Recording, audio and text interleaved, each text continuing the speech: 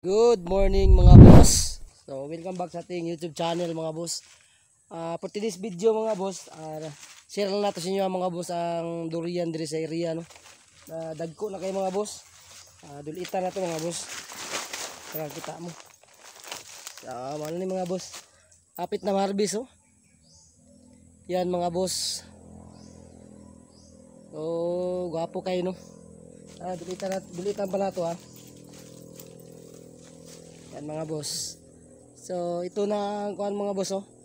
Nakadako ang punuan. Tapos ang durian, yung mga sanga mo na niyo. Tapos mo na yung mga bunga oh. So grabe ka daghang bunga mga boss. So kung nagasubaybay mo sa tong vlog mga boss, mo to tong gibuhat no para may nani ang durian no. Para may kadaghan ang durian, kadaghan na mabili no. So gwapo kay mga boss. Puyat variety na siya mga boss, puyat variety. Mga boss oh, lapas babaw na oh. Tara. Nakadaghan ng bunga no. So kana siya mga boss, kung mo padayo na siya no.